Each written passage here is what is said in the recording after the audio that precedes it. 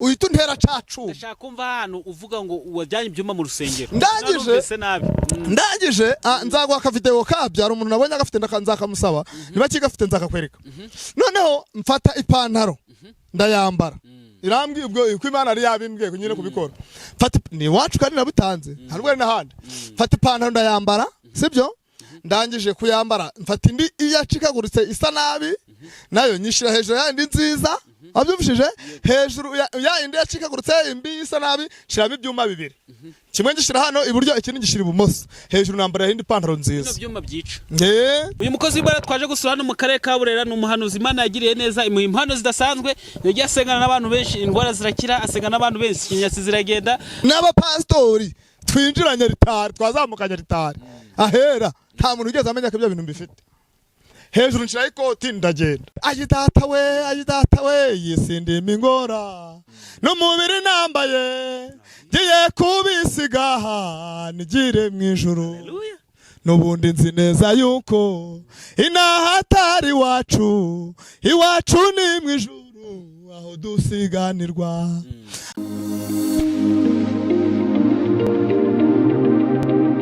Yes, ndabasuje bakunzi ba Gonareke Plus amahoro y'Imana akomeze kubana namwe. Hanyuma rero jewe nitwa David nje mugiye kubana muri iki kiganiro ariko nkanakiyobora ku ruhande rwanje muri kwabona umukozi w'Imana turagana nawe muri iki kiganiro twaje gukora hano mu karere ka Burera. Murenge wa Canika akagari ka Kagitega umudugudu Imana yahaye umugisha wa Ntarama. Hanyuma rero mwumva neza ko atubwiye ahantu turi uyu mukozi w'Imana twaje gusura hano mu karere ka Burera n'umuhanuzi Imana yagiriye neza impano zidasanzwe yagiye asengana n'abantu benshi indwara zirakira asengana n'abantu benshi inyatsi ziragenda Imana yagiye mukoresha ibi bitangaza n'ibintu bigiye bitandukanye hano abantu benshi ibintu birasohora ariko uyu munsi twaje kugana ku rugendo rw'umwuka cyangwa se ku rugendo rwe yagiye akora mu buzima bugiye butandukanye n'ibitangaza Imana yagiye mukoresha ndetse tugana no kuyoboka Mana abakirisi muri iyi minsi bagomba kwitwara bate. Hanyuma rero ntabatindeye cyane ndamwakira ariko tugiye kujya kwicara hari imbere umukozi w'Imana. Umeze ute? Ndashima Imana nta kibazo urabona ko meze neza. Uragaragara neza ni nabyo bintu nibuze guheraho mu kiganiro tumaze kumva isengesho udushize imbere y'Imana. Hanyuma rero murakoze kuba mwemeye kutwakira. Oya ni karibu nta kibazo kandi Imana ibaha umugisha mwakoze cyane. Imana igushigikire. Hanyuma rero Jacques natangira ibintu byinshi sibyo byinshi reka musaba maze dushyira imbere y'Imana mu sengesho rigufiya kuko n'abantu basigaye bakunda ibintu byihuta rigufiya ariko rifite y'amagambo akenewe. Reka dusenge. Mana mu izina rya Yesu uri Imana yacu uri umurengezi ushoboye byose ntawe warwaye imigambi yawe izina ryawe nirishimwe uradukunda turabizi kuko ijambo ryawe ryaravuze ngo nkunda bankunda kandi abanshakana umwete bazambona. Rero natwe turi imbere y'ubwiza bwawe twagukunze natwe twaje kugushaka uyu mwanya turi imbere y'itaraniro adata twese ry'abanyarwanda ndetse n'abanyamahanga bose bumva ikinyarwanda niyo mpamvu twongeye kugushimira ko wongeye kuduha uyu mwanya izina ryawe nirishimwe. Duhagaritse abazima n'abadayimoni rero baturoga muri uyu mwanya reka buri muntu wese ukurikira iki kiganiro abone neza n'umugisha biturutse wowe mu ijuru kandi ababoshwe babohoke abarwaye bakire nyiringabo turaje kugira ngo data wa twese uyu mwanya twongere tuwuhuriremo tuganire nawe amajwi yayanda twongorera rero data wa twese nyagora ku ngoma ntaje kure yacu reka wohereze marayika turinde reka wohereze marayika tugote Mana kugira ngo izina ryawe rishimwe. Ngaho rero hagararana natwe mu iki kiganiro uturinde gitangiye mpaka gisoje mu izina rya Yesu. Amen. Hanyuma nongeye kuguha ikaze na karibu. Urakoze cyane. Umeze ute? Ndashima Imana. Jacques nari ngukumbuye mu byukuri. Ku ruhande rwanje nari ngukumbuye pe. Nanjye nari ngukumbuye ko twahurukanaga mu mwaka washize 2025. Rero ubu turi muri 2026. Ubwo urukumva ko igihe duherukanira n'iki gihe turimo urukumva hashize igihe kirekire ariko dushimye Imana ko turi bazima. Ndashima Imana igihe duherukanaga igihe twaherukanaga nyine. Mbonye ukiri wa wundi. Oya ntago nahindutse. Mwiza uri smart. Usa neza ugaragara neza. Ntago nahindutse. Ndacyari wa wundi kandi nize ntashidikanya ko nzahinduka. Nzagumya ndi wa wundi ntago nzahinduka. Hamwe n'Imana ntago nzahinduka. Yego.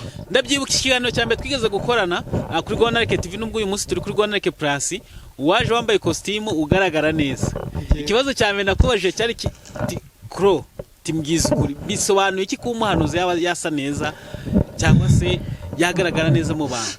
Ura rero iyo uri umuvuga butumwa nangase umuhanuzi kenshi na kenshi twagiye tubwira abantu nakubwiye ukimbaza n'ikintu nakigushubije dufite umupastori akutubwiraga ngo niba ugiye kubwiriza ubutumwa agenda usa neza kuko ibyo uri buvuge baheraga ku maguru bari kukureba kugira ngo bare iyi Mana arimo kutubwira ko we itagize gute itamutabaye. Niyo mpamvu rero nabwiye Imana kugira ngo mbere ya byose nishira umudayimoni w'iki wo kwambara, sibyo? Buriya ntago wakwambara mu rugo waburaye, ibyo ntibishoboka urumbanye. Ubwo nta naje kugura ikoti mu rugo nta biryo bigize gute birije. Habyumvise rero kwambara neza k'umuhanuzi, ubundi muhanuzi wese nitegeko kwambara neza. Yego abatanabizi baranavuga ngo abahanuzi baribona, ariko ni ngombwa cyo Imana kugize cyo kigendere ko ari gihe kizagera kigahagarara. Jacques, yego hari abantu batinya kuvuga ko ari n'abahanuzi.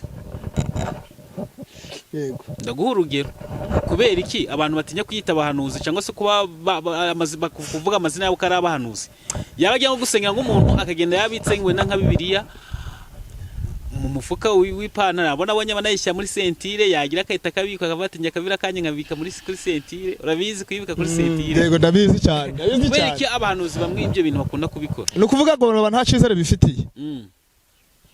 Kuko niba wifitiye icyizere, arega maze imisi mbigira abantu, niba no kuvuga ngo iyo umuntu asambanya aziraga ko yasambanye, umujura akazira ko yibye, siko bimeze? Umwicanyi akazira ko yishe, n'umunyamasengesho agomba kuzira ko yagize gute ko yasenze. Erura rero iyo ufashe Bibiliya ukayihisha bivuze ko iki uri gukeza abame bangahe? Babiri. Kandi ijambo ry'Imana ryaravuze ngo biragatsindwa ngire bisubiremo ukora abame bangahe? Babiri. Niba ari Imana dukora twerure rero gufata Bibiliya mu ntoki nasone byiza gute biteye. Rero impamvu abantu ndabihuza na bya bindi abantu bamaze imisi barimo ngo uramenye ngo ntugatanga ubuhamya ngo uvuge iyo wavuye ngo biringerere, oya bivuge. Utinya kuvuga iyo wavuye kubera iki? Niba waravuyeyo wabivuze. Impamvu rero abantu batinya kuvuga iyo bavuye nuko baba bafite gahunda kuzasubirayo. Niba ari umusambanyi bivuge, vuga uti jewe Imana ngiriye neza inkurahana, nuramuka rero uvuze ko Imana gukuye muri ko busambanyi uzaba werureye wa musore nanga wa mukobwa waga utekereje ko muryamana. Hari wavuze ngo abagore ngo biyi minsi ngo basigaye barabuze ubwenge, ngo ni gute umugore aza akavuga ngo nge narasambanaga ngo mbango ntago yikure izindi dayimoni z'ubusambanyi nk'abagabo b'ibigoryi baza kumutereta. Urasura kureba David nta babonye imbaraga zo kuvukuza kwaturira hari ahantu nangwa se ahantu uvuye ngo nje narasambanaga, sibyo? Ngo hagira umuntu guhamagara akakubwira ngo gaho tubikore ngo wemere, ntago byashoboka. Impamvu rero abantu batinya gutanga ubwo buhamya nyine bagatinya no kubivuga nuko baba bakibikora, baba bakigenda bakajya kubikora. Iyo rero ukigenda ukajya kubikora ntago wavuga ngo ibi nibi awujya, ubwo nyine urahisha none wasenya ibintu ukora se, ntago byashoboka. Niyo mpamvu rero abantu benshi nababandi batinya guhamya Imana, babandi batinya guhamya ko ari abahanuzi, babyumvise nuko baba batari bo. Naho niba uri umuhanuzi ukaba wiyizeye haba Imana aravuganye nawe akaba hari cyo hano kigasohora akaba ko kuzi neza ko ari Imana muvuga atari dayimoni, utinyira iki kuvuga ko uri umuhanuzi? Aba bitinya rero ntago ari bo, ari ikindi. Jacques, yego hari igihe wigeze kuba mukumvura akarariye Imana? Kubamo nkumva ndayirakariye cyane. Aha byo byagenze buri hari igihe uhura n'ikintu kandi uvuga ari kubona Imana iki kintu kibaye uri ukumvura rakaye. Impamvu ngubajije kino kibazo ni nk'abantu baba badukurikiye bangira ngo nabo bakuremo nibura isomo ryabakomeza mu rugendo mu bintu bari gucamo. Hari igihe umuntu aba ari gucamo ibintu ariko nawe ntasobanukirwa ibyari byo, akibaza ati se Mana ko wavuganye nanjye ukabwira Jacques Claude ko ari umuhanuzi akambwira ibyanjye ariko nkaba nkigeragezwa ubutaha nkaba nkiburimo. Bangira ngo abantu badukurikiye nabo babyigira bavuga ati nubwo Jacques Claude ari umuhanuzi tariko hari uko yambutse bino bintu nawe byamugeza ari umuhanuzi, none nanjye Mana mfashe nanjye nambuke ibi bintu. No mpamvu ngo baje kino kibazo rero ibi by'abantu birabakomeza. Nukuvuga ngo buriya hari ibihe umuntu ageramo akibaza akavuga ati se mu by'ukuri harya uyu munsi narasenze, ese ni Imana nakoreye? Ukumva urakariye iki? Urakariye Imana bitewe n'ikibazo rugize gute waruhuye nacyo, sibyo? Urugero ushobora wenda nko kurira kubona ukabona umuntu araje yaburaye ati nsengera, ukanamusengera bikemera akanabona ibiryo ukaje kuburara, ukanyuta wibaza ni ukubera iki ubona insengera abandi bagasubizwa nje gasigara hashubijwe, ukibaza impamvu ukavuga ati ariko none mundi Imana wantabara. Ariko muri no minsi munanga se muri uyu mwaka wera mu kwa mbere, yego natangiye ari kubwira abantu ngo buri kintu cyose Imana kigeneye igihe cyacu, kandi igihe cyurimo niba igihe wageze mari icyo gice cyo kuganya nica amaganya. Hari umuntu wanditse ku stat yanjye igihe mu gitondo arambwira ngo ariko ngo nukubera iki nguru postinga amagambo ngo garimo amagambo ngo gukakara nkamaganya ndamusumita mwandikira nabwira ngo buri kintu cyose Imana kigeneye igihe cacu ntago nubundi wahora uri guseka angira amagambo igeze gupostinga nafata umuvandimwe nyine nawe waranyandikiye urambwira ngo nimbireka kubyandika ariko buri gihe cyose kigiraga igihe cacu hari igihe cy'umunezero hakaba n'igihe cy'umubabaro n'ubundi iryo jambo rikugendana naryo hari igihe wapoza kinyamugisha ngo nikiza nta kinyamuvumo kizabuza umunyamugisha kuwakira kinyamuvumo kizabuza umunyamugisha kuwakira nganga washaka kuvuga iki nashaka kuvuga ko nta muntu n'umwe ushobora gutangira umugisha wawe ariko arabigerageza bakabirwanya barabigerageza nyine bakabirwanya sibyo rimwe na rimwe bikanababera ko bana bigezeho wabyumvishe rimwe na rimwe bakanabigeraho sibyo ariko ntawe ushobora gutangira icyo Imana yakuvuzeho nta muntu utangira umugisha ikintu bakora barawutinza sinze ni magambo apostinze ngaba niba barwanye ngo niba ari iki nari ngiyo za magambo yakura he kujya posting no kuvuga ngo hari ibintu umuntu acamo Imana igeze mu buhanuzi irambwira ngo abantu bambaye imyenda munsi sibyo bambaye imyenda yanduye munsi sibyo hejuru bambariraho imyenda mizima ariko munsi bambariyeho iki imyenda yanduye mu rugero irambwira ngo nimfate ibyuma bibiri bino duhatisha ibirayi duhatisha ibitoki indiga mbe reka mvuge icyuma umushyo bitewe naho uherereye hari umushyo hari icyuma hari n'indiga sibyo bitewe naho uherereye ni ukuvuga ngo irambwira ngo nibifate ibyo byuma mbishyiremo umufuka ndagira kubishyira mu mufuka irambwira ngo fata ipantaro nzima ndayambara ngereka ipantaro ipfuye ngereka ipantaro ya kabiri nziza muri ya pantaro ipfuye nshiramo ibyuma wabyumvishije mu rusengero bamba ikanzu ndambara nja kuvuga ubutumwa ndangije ndababaza ngo mbese ko twirirwanye oya Jakuro yego ntago byumvise neza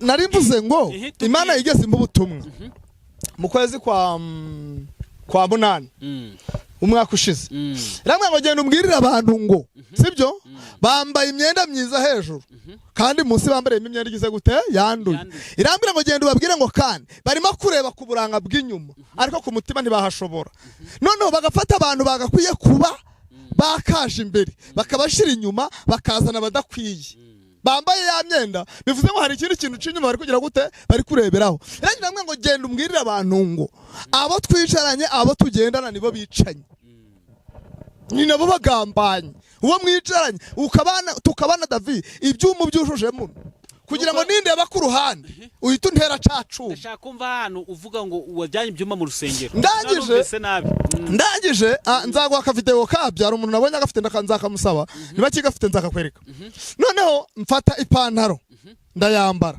irambwiye ubwo uko Imana ari yabimbwiye kunyine kubikora fata ni wacu kandi nabutanze ntabwo ari nahandi fata ipantaro ndayambara sibyo ndangije kuyambara mfata indi iyacikaguritse isa nabi nayo nyishira hejuru yandi nziza abyumvishije hejuru ya indi yacikaguritse imbi isa nabi shiramo ibyuma bibiri kimwe ngishira hano iburyo ikindi ngishira ibumoso hejuru nambara indi pantaro nziza no byuma byica cyangwa se byati birayi iki nyine ntabwo utera ugahita yego sibyo ndangije hejuru yayo sibyo shira indi pantaro nziza ndaza mfata umupira sibyo mwiza agapira keza cyane ndakambara hejuru nshiraho ikindi gipira kigize gute gishaje wabyumvise hejuru y'igishaje nshiraho ishati nziza na karavati ndafunga nta muntu ugeze umenya ko ibyo myenda nyambaye n'abapastori twinjiranye ritari twazamukanye ritari ahera nta muntu ugeze amenya ko ibyo bintu mbifite hejuru nshiraho ikoti ndagenda nageze ku rusengero nkuramo ikoti nshiraho ikanzu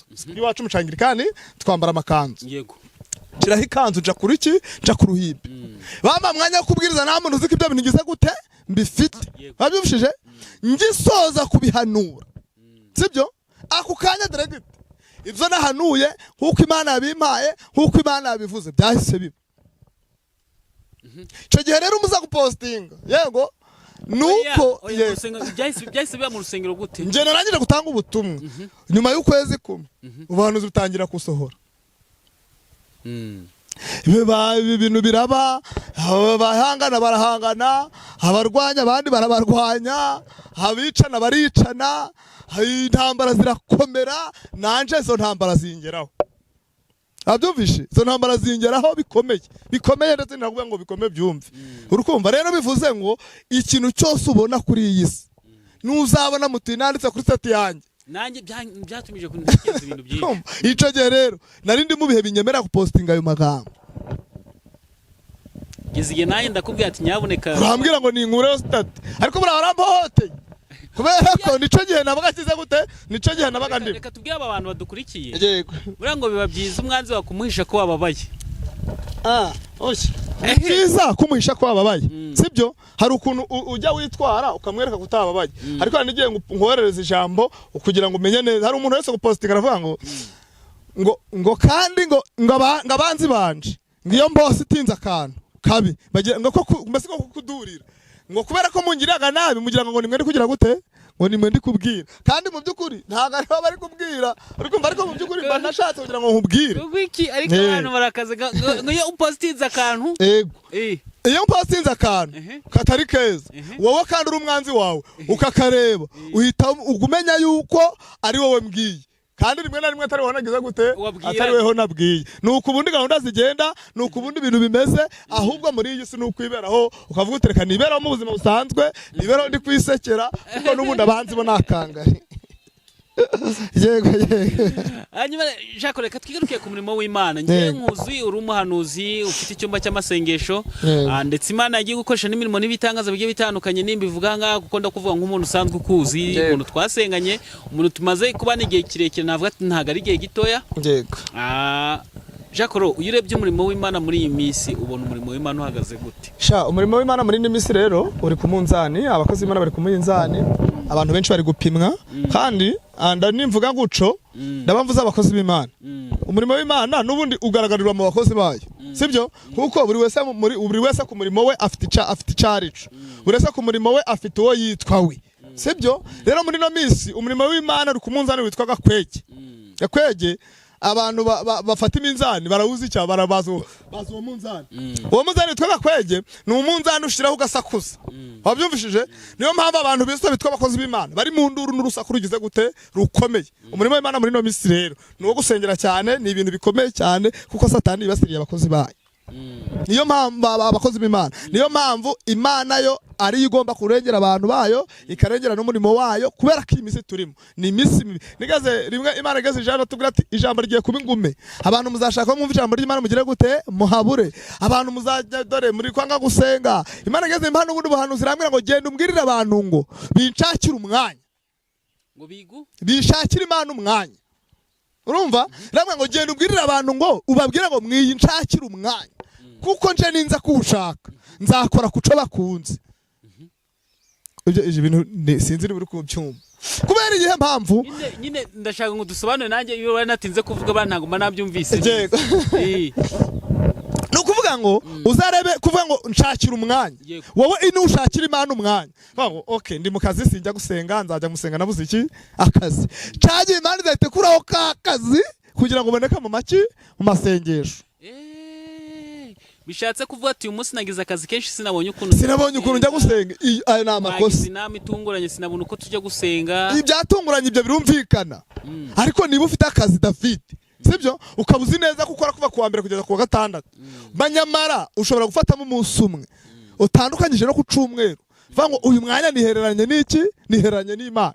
Sibyo? Ariko hari abantu benshi muri no minsi badashaka kumva ko baje gusenga ngisengero ziri kure zikinguye ziri kure yego ariko hari nabandi babuze aho bagira gute basengera baserere bari mu rugo ariko bati cyadufashe hagakinguka barateze bararuha bageze aho baricara kubera ubushobozi bivuze ngo igihe cyagiye ijambo ry'Imana ryo yova ngo risaba ingume cyagize gute cyarabaye mu Rwanda ijambo ry'Imana ryabaye iki ingume. Wabyumvishe? Rero niyo mpamvu buri kintu cyose Imana kigeneye igihe cyacu. Hanyuma iki ni kintu ndimo kwibaza kubera ko abantu ni ikibazo maze imisi ngendana kubera ko abantu basigaye bumva ko Imana itagikora ibitangaza bagafata ibitangaza by'Imana bakabitwerera Satani. Urugero nkawe Imana igukoresha ibitangaza usengeye nk'umuntu arakize cyangwa se arabyaye cyangwa se irafite ibibazo byo mu mutwe Imana irabikoze kuba ko wamusengeye bakahita bavuga ati reka da uriya muntu ntago ari imbaraga z'Imana zimukoresha bwo afite hana kuri imbaraga. Arakantu meretse kubwira abantu ni kuri sitati yanjye nanone nagashize bwira abantu ababwira ngo umuntu kwitaho ntukazemere kumuhomba kuko niwemera guhomba umuntu kwitaho hari igihe ejo hazaza undi ariko uzaza sibyo ntago azameze nka wa wundi sibyo wari ukwitayeho bisobanuye iki rero David uyu munsi wana niba twicaye ahangaha sibyo akaba abantu bari kubona ko Imana idashoboye gukora sibyo bakumva ko igikuri gukora ari iki ari satani nta mbaraga afite bihagaze ko ntazo sibyo nubwo bavuga ngo satani aranakora pe arakora ariko niwemera ko afite ingufu hazaza zigukoreshereza bisobanura kubiterwa n'iki kugira ngo batwere satani imbaraga abantu barakamutse uri kubwira abantu ngo kuko Imana izantabara agahita akubwira ngo ibyo twabyumvise kuva kera waje kubwiriza umuntu agahita akubwira ati njye nasenze ko bwa mbere kera cyane waje kubwira umuntu utareruye ati zaharira bamuzigabanyiza twateze arahagije wavuga uti muhaguruke duhereze Imana icubahiro rwamagana rwatewe nzahuke nyakwigendera bagahita bakubwira bati nuko mwaje muhazi wabyumvishije urumva bashiramo igisirimba abantu bagasirimba ijambo ry'Imana ryageramo bakareba ku minota ngaratinze wabyumvishije nico kiri kubitera abantu babanza kubona ko Imana itagifite iki imbaraga ahubwo mumva ko ibibaye byose ari satani wabikoze urugero runini buguhe abantu tubanaga nabo tukabana nabo dukennye twakira bakavuga ngo uvuye ikuzimu nibyo ubu niba utarambaraga iryo koti mu minsi ubwo biba bakuba yavuga ati ahantu ntubona njyewe nigeze gukora urugendo bwa mbere rwa mbere ngiye muri Kenya mvuyeyo baravuga ngo nagiye gucisha ngo kugira ngo mbone imbaraga muzo kongera guhanura kubera iki kandi Imana kandi babivuze niba abandi n'ubundi bashaka kuhe mu masengesho David abantu niba ari abantu babi bariho n'abantu bagiye kugasambe gusenga muri babi 100%. Abantu basenga nibo babi nibo bari kwera igerageza abandi bagenzi babo Imana ikuvuga aho bari kumva Imana ikavuga iti David ugiye kuba gucana ugiye kugura inzu ugura imodoka waba wayiguze ngo wagiye kuzimu wabyumvishije David Imana ikavuga iti ndwaye umurima wawugura ngo yayirirwa karatubura kandi Imana bivuga bari kugira gute bari kumva bajya amasengesho nibo babaye babi ni nabo bari gutuma Imana itakitwa Imana niyo bari gutuma ibitangaza by'Imana yakabaye gukora nibo bari gutuma Imana abantu bavuga ko atariyo ariko David ni urugero urugero turasenga turwana ku gasambe Imana ivuga urukumva nuja kumvuga abatasenga bo bazamvuga ibingani ikibazo sinone rero bareke kubeje ngo satani ni mwebwe mwayihaye intebe ntago satani yizanye satani utamwemere kwinjira iwawe ntago yazanye niyo mpamvu rero abantu basigaye barabona ko Imana nta mbaraga ifite imbaraga zifite satani ese nk'ubu Jacques yego ubu iyo nk'uba kubwati uvuye ikuzimu ubyitwara mute ni ikibazo njewe iyo mbwiye gushaka nkubwira ngo nawe uzajeyo ndavuga ngo nawe uzajya uzane nk'ibyo nagize gute nk'ibyo nazanyeyo ko nta n'ikindi kintu nakubwira harega tukaze ni wowe maze kubimbwira uko mwira uti ntukareke umuntu ukugize gute kubabaye sibyo ariko se nkubaza ikibazo none umuntu naza akakubwira ati David gucyo wagiye ikuzimu mvuyeyo musubiza ko uvuyeyo dore giti niyongera rya kabiri uhita umubwira uti uzaze nawe ngira gute kujane nta jambo azongera kuvuga zaceceka harega David abantu bari kudukundira iki turimo ntago badukunze ico kibazo nigeze ku kibazo umuntu ejo bundi abantu nta twebwe bakunze iki turimo rero niba bakunze iki turimo urukumva neza niba umuntu yaraje icyo ari gushaka ntahure n'irari ry'ibyo ari gushaka ntago umuntu azakuvuga neza ngo bari kuza bateguye ibintu byo mu bahanurira hakaza batinje nagiye kandi ko baramanurira ibingibi yahagera rero yakumva ibyo umuhanuriye bitandukanye n'ibyara ari gushaka hagahita avuga tura nta muhanuzi ugize gute umurimo kubera ko irari rye n'ibyo umubwiye ntibigize gute ntibihuje niyo mpamvu rero abantu muri no minsi utapfa ku biragoye abantu bature kuko tubayeho tube uko tubayeho kandi nabo birinde kigiye kuko igihe ntari cyo kujenda kandi igihe cyo gusenga niba rero utegereje ko mutuye nje uzagusengera wowe utasenze ntago nzagusengera niba utizeye menya ngo nje sinzakwizerera ngo usubizwe ntago bishoboka iyizerere uvuga uti byo ndimo ndabizi na abantu David we abantu bararwaye wabyumishije bagira imyaka barwajijwe n'abarwayi n'ubundi ibaze kuba urwaye akaba ari n'umurwayi none ugize gute muri abarwayi babiri ubwo warwaza undi ninde nurembye nuworohewe kurusha urembye cyane niba barwaza neze muri abarwayi hamwe musenga Imana mu bantu gukuriremo umuntu Imana iguhumba urwaza utagize gute utarwaye n'abantu benshi bararwaye abantu ni indembe ibintu byarakomeye David ibintu ntabwo byoroshye, ibintu nabyoroshe ariko ndikubwira abantu ngo bakomere. Hanyuma Jacques, yego tugiye gufata akanya k'ijambo ry'Imana mu kanya, sibye ko najyo turi buze kuritindamo cyane kuko kuba dufite nk'iminota mike hagati y'5 n'10. yego ntago ari akanya karekani nka ya mpamba y'urugendo. yego cyane cyane ko abantu iyo badukurikiye gutya baba basize akazi kabo kugira ngo babanze batwumve tugomba kubabohora.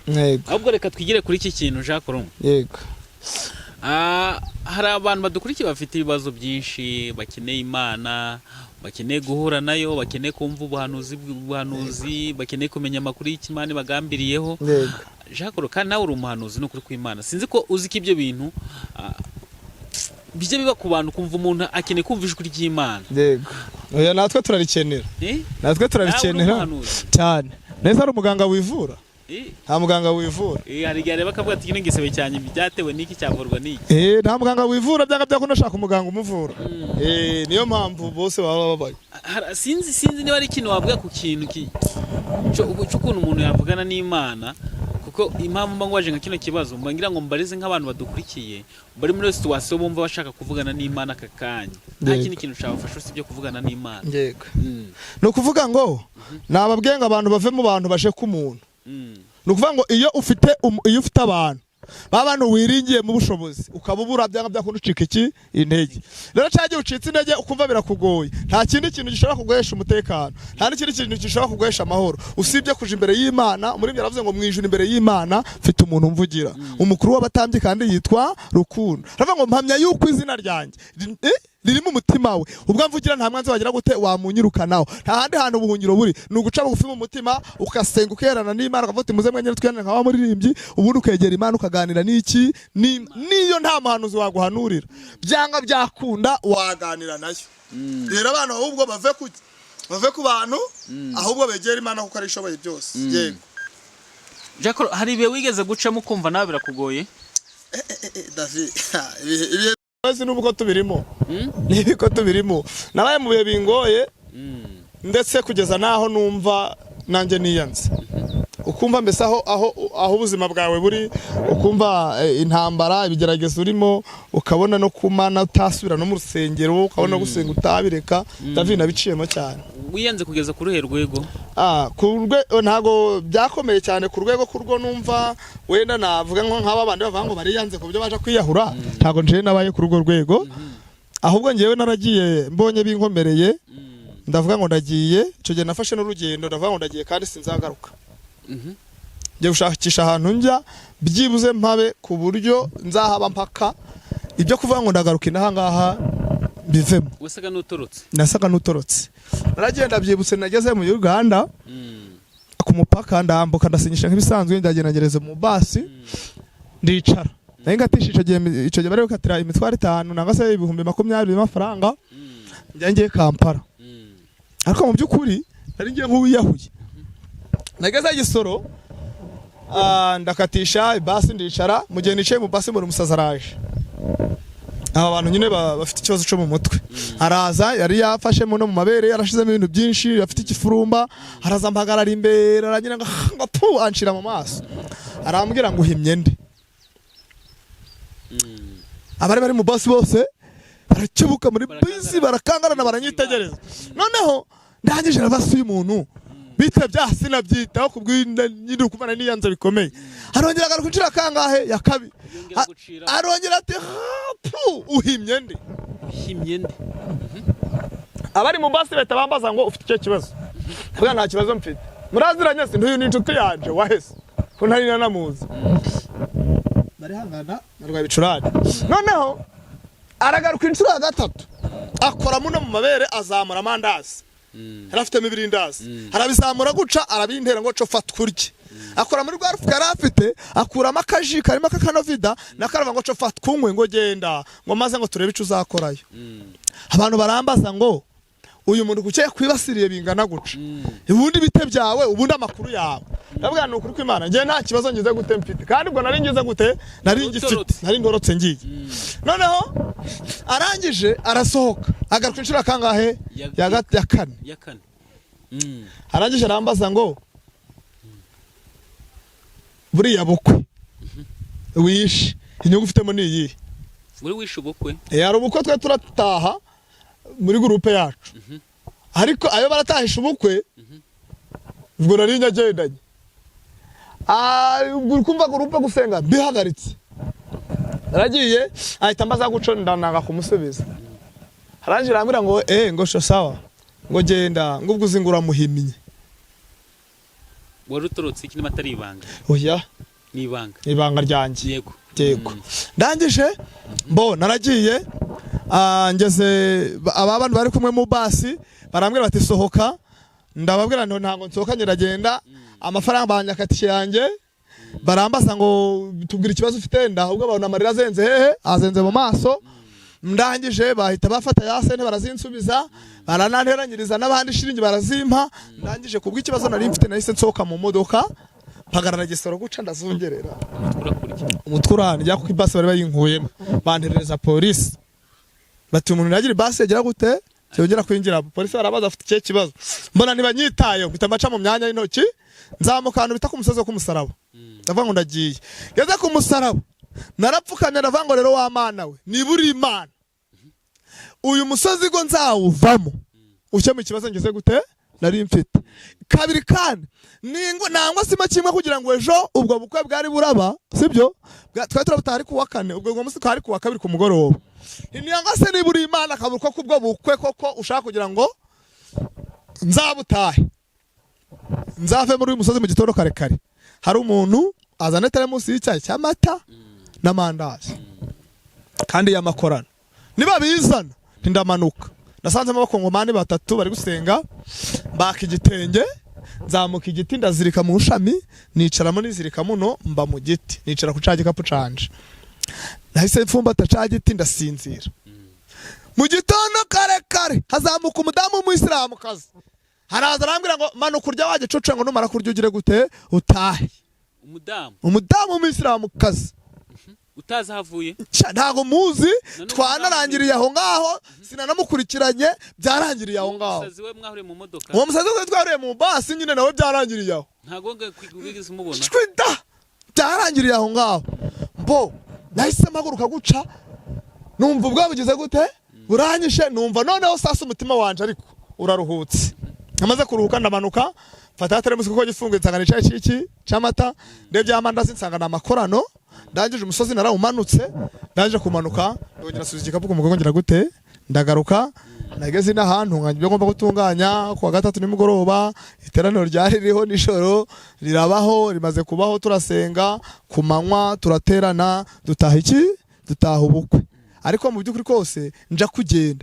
naringiye ntazi iyo ngeze gute ntazi iyo ngiye kumva ko nageze mu bihe bigoye cyane hanyuma umusazi watekereje ko yaba yoherejwe n'iki oya ni imana buriya hari abantu benshi bajya bavuga ngo mbese uriya imana yamukoresha none se yamenye gute ko dufite ubwo bukwe none se yamenye gute ko naringiye uwo musazi ndabimenya ati ni imana rimwohereje kandi iyo ataba we mba naragiye rero imana aramukoresheje ndagaruka yego impamvu mba ngubajije gutya mba ngira ngo mbwiye nk'umuntu udukurikiye agira n'isomo asigarana muri ibyo bibazo akaba yakumva yatoroka bitewe n'ibibazo afite akumva yatoroka akasiga ibibazo by'inyuma ubu nkunze kubwira abantu ngo aho wakwirushyira hose umuruho wawe usangayo nta n'ahantu hataba umuruho David tuzajya n'umuntu kubesha akubwire ngo mbayeho neza nta n'umuntu ubayeho neza abantu bose ubona bambaye banigirije amakositimu bana amakaruvati n'abariya bose ubona mu mabiro bariya bose wumva natwe turahanga turi kuvuga tube twambara agapfukamunwa kitwa menya ibyawe agapfukamunwa muri covid twambaraga kandi twe ngo menya iki menya ibyawe ara kandi n'ubundi bazanye ukabandika ngo ndiho bagize gute undiho bakuriho urkumva ibyo rero tubese nk'ababaye ibibazo twese turabifite nabari ubona bari muri presidence yego baba banigirije amakositimu n'amakaruvati harimo abagore babo babaga baraye barakubita nangwa abagabo babo baraye barakubita nangwa si ibibazo byabishe yego ariko mu by'ukuri kose situation yose urimo ja ku Mana niho hari ubuhungiro naho n'ubibesha gakeya biragucanze burundu kandi Yes, reka mbwira abantu badukurikiye mukomeze mukore subscribe, tugeze mu kanya ko kumva ijambo ry'Imana, ariko ntago abara akanya kanini, abara akanya k'iminota 5 hagati y'5 n'10. Kandi Jean Claude ni umusirikare, ni umusirimu, niba araza kudusomera umurongo akawusobanura cyangwa se nadusomera gusa ntasobanure, afite ko ari bugenze hagati y'iminota 5 cyangwa 10, ariko ikiza n'ikihari nuko tugomba gukuramo message ikomeye. Abari impamba y'urugendo cyangwa se impamba y'umunsi cyangwa se impamba y'umuntu dukurikiye kugira ngo afashwe n'ibiganiro twagiye tuvuga ahabanza, mwakumvisemo ko abantu muri iyi minsi bakamutse. Icyo ni isomo rya mbere twagombye kumenya, ahubwo tukareba uburyo twikosora. Icya kabiri, abantu tureke kutwera ibitangaza bya Satani ngo tubitwerere Imana, cyangwa se ngo tufate ibitangaza by'Imana tubitwere Satani. Oya, ahubwo Imana irahari, irashoboye. Icya gatatu, tugenda n'urugendo ukuntu yatorotse, Imana ikamugarura ku bushake bwayo. Nzaza mbaho ubuhamya mbabwira uko byagenze byose. Ndabasezera, ndaje ntegura episode z'ubuhamya bwose nzabubaha. Kandi pe muti ni umuntu uvuga ijambo akarihagararaho azaduha. Tugeze mu ijambo ry'Imana, ndaza kukubwira ikindi turi buze gukurikiraho cy'abantu bakunda, harakanya abantu bakunda cyane. Yego, nta kibazo, reka dusome ijambo ry'Imana. Aho uherereye hose, uri mu Rwanda, uri mu bihugu byose bidukikije, Tanzania, Uburundi, muri Kenya, Abagande, banywanyi banje, bari muri Tanzania, ahantu hose muherereye, mu mujyi wa Kigali, Majyaruguru, Amajyepfo ndetse n'Iburengerazuba n'Iburasirazuba, mwese Imana yo mu ijuru ibahereze umugisha. Mfite abantu bankunda cyane bari Rwamagana, ndabasuhuje. Namwe Imana ibaha umugisha, bari Musanze, mwese aho muherereye mwese Imana ibaha umugisha. Reka dusomere ijambo nk'uko babidusabye, nanga se nk'uko bigambiriwe uyu munsi wa none. Imana ashize ku mutima wanjye umubwiriza ibice bitatu, ni ijambo ndi gukunda, nanga se ndi kubwira abantu muri no minsi. Ibice bitatu, umurongo wa mbere turawusoma. Haravuze ngo Imana igenera ikintu cyose igihe cyacu. Haravuze ngo ikintu cyose kigenewe igihe cyacu. Wamfasha gusomera wahageze? Umubwiriza ibice bitatu, turasoma umurongo wa mbere, urahagarikira ku 8. Yego, nagize ngo niyatakire. Nta kibazo wakwataka ko. Haravuze ngo ikintu cyose kigenerwa igihe cyacyo, n'icyagambiriwe munsi y'ijuru cyose gifite umwanya wacu. Hari igihe cyo kuvuka n'igihe cyo gupfa, hari igihe cyo gutera n'igihe cyo kurandura, igihe cyo gupfa n'igihe cyo gutera n'igihe cyo kurandura ibikuri. Ngeze kuri 2, soma 3. Haranditse ngo fata mikoro. Igihe cyo kwica n'igihe cyo gukiza, igihe cyo kwica n'igihe cyo gukiza, gusenya n'igihe cyo kubaka, igihe cyo gusenya n'igihe cyo kubaka, igihe cyo kurira n'igihe cyo guseka, igihe cyo kurira n'igihe cyo guseka, igihe cyo kuboroga n'igihe cyo igihe cyo kuboroga n'igihe cyo kubyina. Burahagaraye gatoya, Imana tugire neza, turagendana. Reka mbabwire ngo ikintu cyose Imana yakigeneye igihe cyacu. Bivuze ngo igihe cyose waba uhagazemo, igihe cyose waba urimo, nico Imana yagize gute, yakugeneye. Umubabaro ufite urimo kuko Imana yagennye igihe cyacu. Agahinda ufite ni uko nyine Imana yagennye ko uyu munsi uzaba ufite iki, agahinda. Ariko nubwo ufite agahinda, nubwo ubabaye bwose, menya ko kibazo na gisubizo baturanye. Kuko kibazo na gisubizo baraturanye. Niba ufite ikibazo, menya ko kibazo azasohoka akinjira gisubizo. Niba uri no mu bisubizo, menya ko gisubizo azasohoka akinjira kibazo. Rero igihe nubimenya, uzamenya ko buri kintu cyose Imana kigeneye igihe cyacu. Soma 3, ongera usome 3. Niyo dusubire kuri 3. Subira kuri 3. Igihe cyo kwica n'igihe cyo gukiza, igihe cyo kwica n'igihe cyo gukiza. Niba Imana yaragennye ngo iki gihe ni cyo gupfa, ni cyo gupfa. Ariko David, reba ibintu tutajya duhagarika mu buzima bwacu. Ntidushobora guhagarika urupfu, ntibishoboka. Muri ibintu byose turabihagarika, kurwana bikanemera, azagira umuntu uzamura urutoki avuga ati njye nahagaritse urupfu, bigira gute, biremera, ntibishoboka. Buri kintu cyose Imana kigeneye igihe cyacu. Soma, dukomeze ku murongo wa 3. Yego, igihe cyo gusenya n'igihe cyo kubaka, igihe cyo gusenya n'igihe cyo kubaka. Itonde utuze, nubwo byakomera kajana ibyasenyutse, hari n'igihe kizagera Imana yongera gute, ibyubaka. Niba uri mu gihe cyo gusenyuka k'umutima, rero tuzi Imana izongera kubakira umutima. Ibindi by'urimo bituze, ibindi by'urimo utuze. Shareka babwira Tewe yavuze ngo maze igihe mbwira abantu ko Imana ikiza urubwa, maze igihe mbivuga yuko ikuraho igisuzuguriro, maze igihe mbabwira yuko Imana iruhura abarushe bakaruhuka bakaba muma. Nubwo urusha, nubwo uhangayitse, hari igihe ibyasenyutse bizongera bikubakwa. Soma ku murongo wa 4 igihe cyo kurira n'igihe cyo guseka hari igihe cyo kurira shiraho akantu hari igihe cyo kurira n'igihe cyo guseka ariko muri ibyo aravuze ngo amarira urira none nibwo buhamya bwawe bw'ejo agahinda ufite none nibwo buhamya bwawe bw'ejo tumbira Yesu niwe gisubizo cy'ibibazo byawe mu buzima bwawe ibiri simbisi ariko menya ngo igihe urimo niba ari camarira uyarira igihe kizagera ugire gute useke komeza ku murongo wa 4 nanditse ngo igihe cyo kuboroga n'igihe cyo kubyina igihe cyo kuboroga umva gashaka sigaye karabaho niba ni waba kabaga simbizi uzi ko abantu uturana n'umuntu umwe akabyara undi agapfisha bamwe bagatara impundu abandi bari kurira nuko bariye mpamvu wijenjeka Imana yageneye buri kintu cyose igihe cyacu kuba nguva wapfa ntaco bibwiye Imana no kuba ukenyera nico biyibwiye ikingenzi nuko wayikirandukira ukennye sibyo ukanayikirandukira ugirize gute buri kintu cyose Imana kigeneye igihe cyacu umurongo wa 5 yego igihe cyo kujugunya amabuye n'igihe cyo kuyarunda igihe cyo kujugunya amabuye umva rero David ariko komeza igihe cyo guhoberana n'igihe cyo guhoberana n'igihe cyo kwirinda guhoberana cyo twagiciyemo nta nubwo ndirimbo ndabivuga ejo bundi nta myaka ishize ejo bundi baratubwiye ngo guhoberana ntibyemewe abantu baragenda guhoberana tubicikaho yego umugore wawe bakamubwira ati bigenze guca ugahunga igihe cyo guhoberana niyo kitari cyo kugira gute igihe urimo titurizemo komeza ku murongo wa 6 igihe cyo gushaka n'igihe cyo kuzimiza hari igihe cyo gushaka n'igihe cyo kuzimiza niba utarashaka tuza abashatse bari kurira abatarashatse bari kurira ababyaye bari kurira n'abatarabyaye bari kurira abakire bari kurira n'abakene bari kurira rero turiza Imana yonyine n'izasubiza ibyawe igihe ugicayemo igihe urimo giturizemo David igihe ni ciza bantu usome nkubwira kandi gakurikiye igihe cyo kwimana igihe cyo wirira wivuga ngo ngo banyibye ngo reba ngo nunaka ngo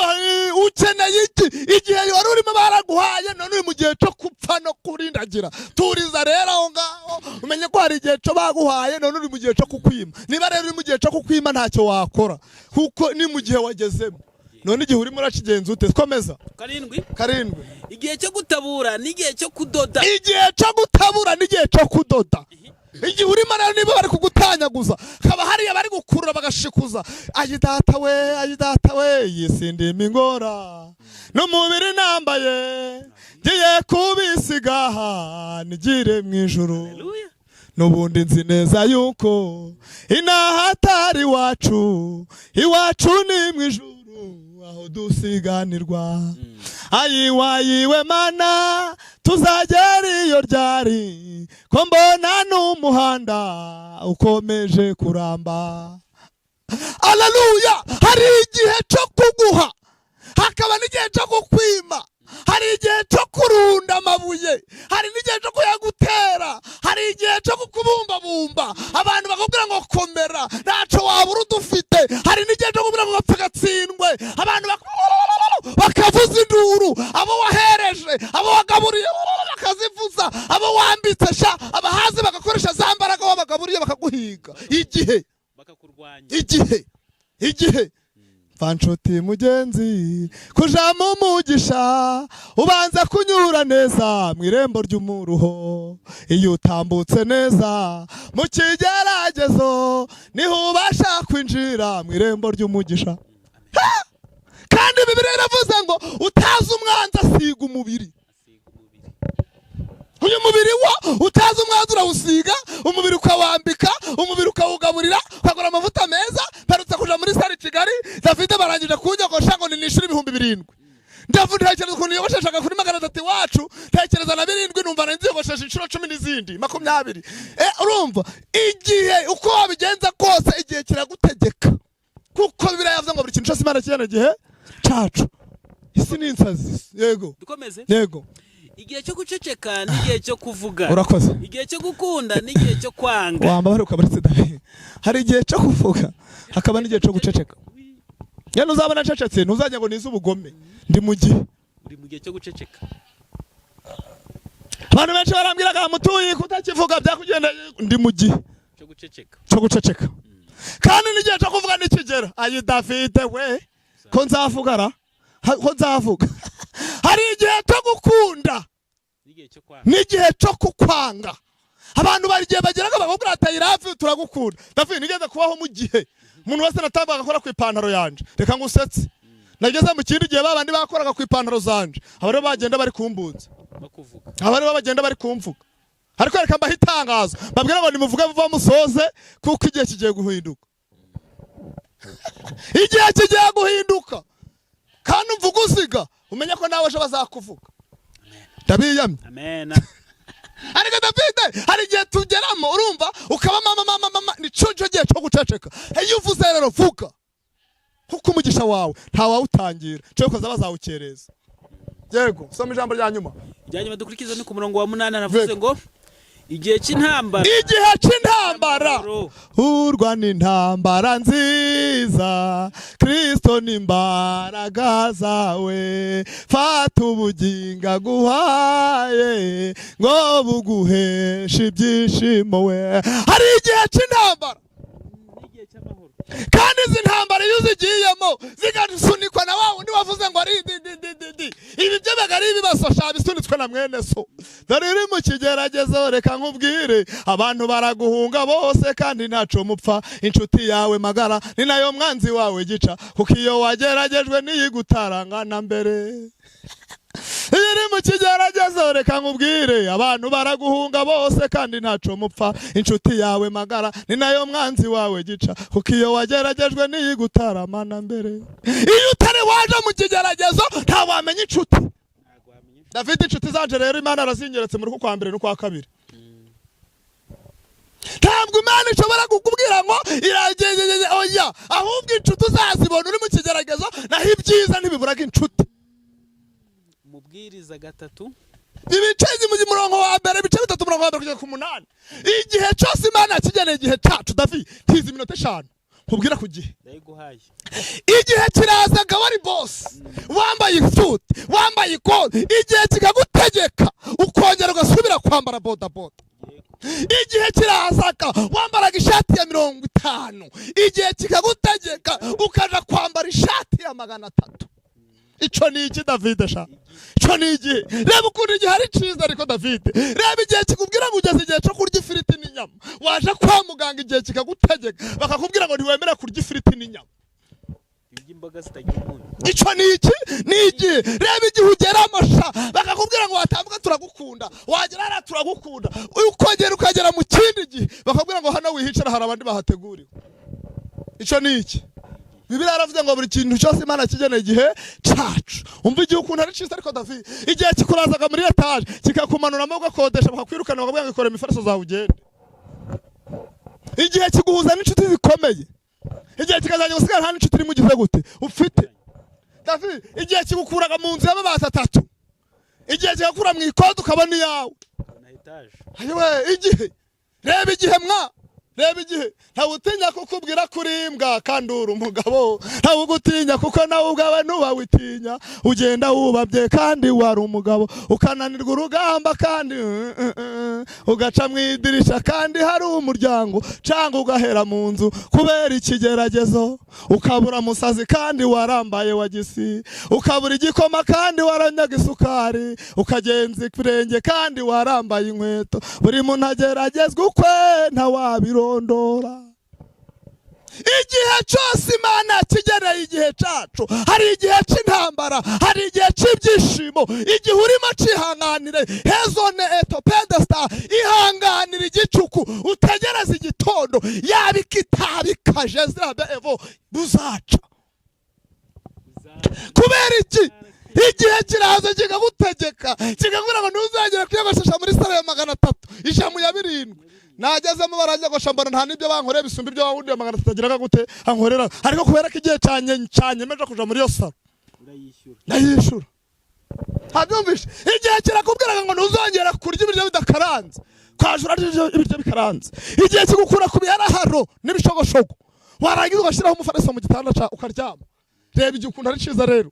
Igihe zamuka rero nubona uzamutse ntuzakandagira usize hasi, kuko hari igihe uzamanuka nawe ari kugira gute ariko uzamuka. Igihe rero igihe cyose Imana yakigeneye ikirata igihe cyacu mutuze tugeze ubushake bw'iki bw'Imana ngoma ndashaka reba ngoma ya kabiri sibyo ibice 15 ngoma kabiri ibice 15 soma na 18 twumve reka mbashake neza manzi mbagere ngoma ya kabiri ndacyashaka ibice 15 igihe mwa umurongo wa 18 havuze ngo iki ntabwo ndahagera uri gutinda yumfashe tuba twahageze kare uri gutinda yumfashe twashaka tuba twageze mu gufasha gusoma ngoma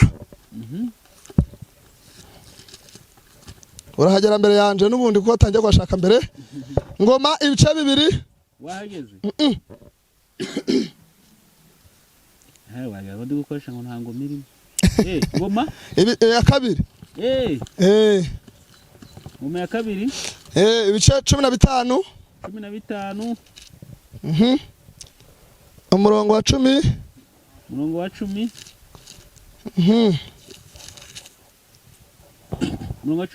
gusa uretse soma umurongo wa 10 gusa umurongo wa 18 wa 18 yego kangugereho yego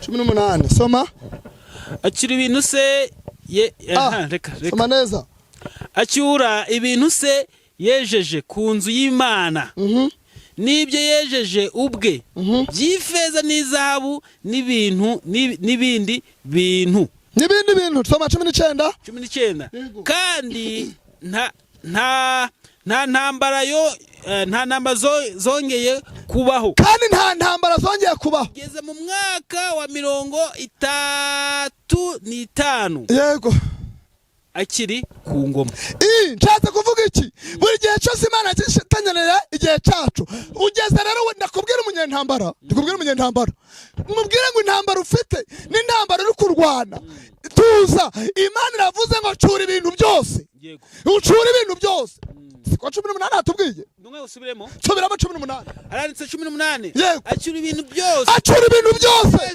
yejeje ku nzu y'Imana ibintu byose sari yarejeje ku nzu y'Imana bicure ubiterure ngo arabifata arabijana kandi guhera ubwo akimara kubicura akimara kuva mu ntambara 38 zari zirangiye umva David iyo uri 38 ntaba gusuraga itonde gakeye David manzo nyumve iyo uri 38 nta muntu wagusura iyo uri 38 ntaho hamagara ufite ikibazo ariko umva 38 irangiye barakugemuriraga n'abana abanzi babaga bakunze ngo tubujye twara gusengeye abantu babona yuko ibyiza atari wowe bikwiriye Imana yo yakubona ikabona uruti bishongore ikabona uruti bikwerere ukireba mu mitima iyo Imana igutabaye abantu babonaga ko ari wowe wari mwiza iyo uri mu kigeragezo nta muntu ubonaga ko uri mwiza abantu bose babona uri mubi ariko buri kintu cyose Imana kijyana igihe umva ibihe ndimo nta wabireba kuko uyibirebye ugasanga umuntu ari mu kigeragezo ukamubyinira ashaye we hari indirimbo rero ntago ngiye gusenya umuhanzi wayiririmbye ariko ngiye kubaza ikibazo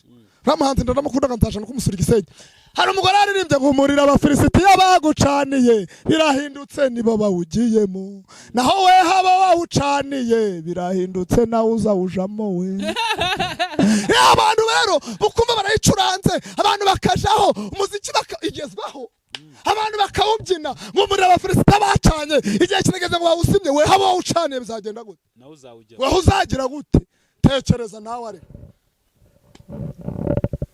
ariko Bibiliya iravuze ngo cura ibintu byose yego kandi guhera uyu munsi ijambo ry'Imana riravuze ngo wari uri mu bihe Imana igushize mu gihe Bibiliya ivuze iki iravuze ngo guhera uyu munsi nta ntambara 19 nta ntambara zizongera kugira gute kubaho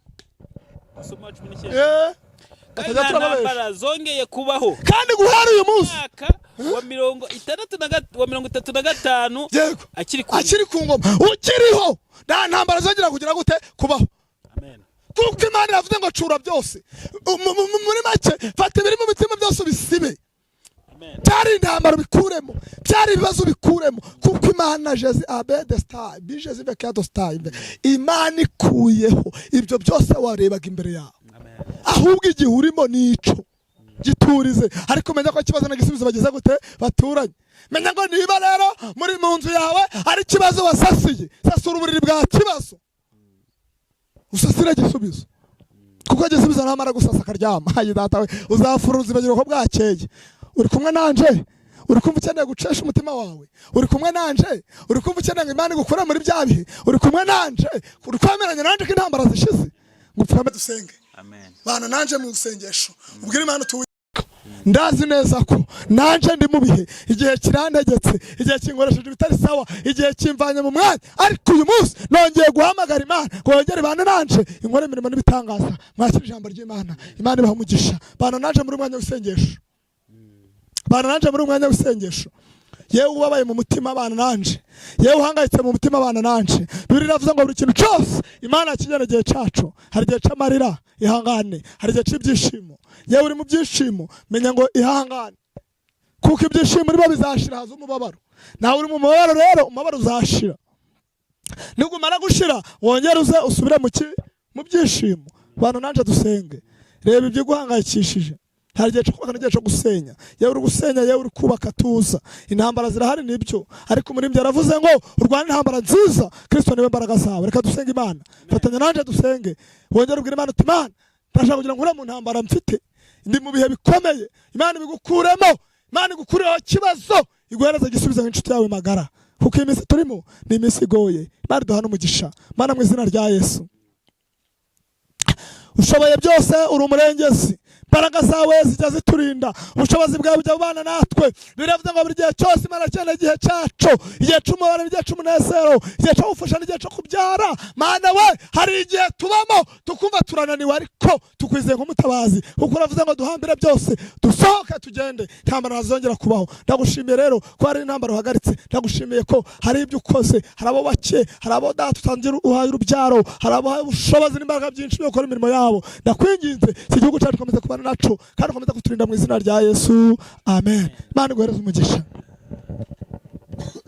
Hanyuma rero turagushimiye mukozi w'Imana ku bw'ijambo ry'Imana ndetse n'isengesho udusigiye. Tugeze muri ka kanya keza abantu bakunda ko kuvugana n'umukozi w'Imana, umuhanuzi w'Imana. Rero niko kanya tugezemo kugira ngo dufate nimero yiwe ku muntu wifuza gusengana nawe, azamubone byoroshye. Njye ushobora kumuhamagara ukambura, ariko we wamuhamagara ukamubona. Hanyuma rero reka nabatinde cyane, reka musabe nimero. Yego, murakoze. Nimero yanjye ni 078 21 38 132. 078 21 38 132. Iyo niyo nimero yanjye, irahari no kuri WhatsApp irahari. Ushobora kumpamagara sinkwitabe, nsigira ubutumwa kuri message ya WhatsApp, ninza ndakwandikira. Niba nta WhatsApp nsigira message, ninza ndagusubiza. Ntabwo mpfa guceceka cyane, keretse iyo nta telefone mfite nanga sintari ku murongo wa telefone, ariko iyo mbonetse ndagusubiza, ndakuvugisha. Nubwo muri iyi minsi telefone yanjye isa nk'idahari, ariko nta kibazo, nzi neza ko muzambona. Imana ibaha umugisha mwinshi cyane, byose bikagenda neza. Yego, mushimiye cyane abantu bakunda akanya ko gufata nimero. Ntekereza kandi njye nubwo ngo bazagakunda kurusha ijambo ry'Imana. Ya rega, none se nubundi bacaga umugara bavanga uyu muntu wahiriye mu nzu ntahadapfunze imitwe, sibyo? Buriya tuje turumva nabo tubitabe, kuko baba barushye, baba barushye. Unafata umwanya wo gufata nimero yawe akaguhamagara ari uko arushye cyane cyane. Turahari. Ndagushimiye cyane ko waduhaye aka kanya. Nambwiye n'abadukurikiye ati ndabashimiye. Niba utarakora subscribe, kora subscribe kugira ngo tukomeze tuba umuryango. Bakore subscribe, basharinge. Narayikoze. Nayikoze ndi uwa kabiri. Nayikoze ndi uwa kabiri. Warebye usanga ari humwe ukora. Mbita mbo wa kabiri. Mbita sharinga abantu. Direct ako kanya batatu mubona sharinze bahita bayikora. Bayikoze ari abacumi. Ndongera mfata telefone enye ngora subscribe, ari nje uzikoreye, sibyo? Maze gukora subscribe 13. Warakakoze. Urumva ko nakoze akazi. Wakoze akazi. Maze gukurikirana ibiganiro 4 ndabisoza. Urumva narakoze. Rero reka tugushime cyane, twize ko Imana ikomeza kubana natwe. Reka dushime n'abantu bose badukurikiye, by'umwihariko ku bakunzi ba Gonarike Plus bakoze subscribe.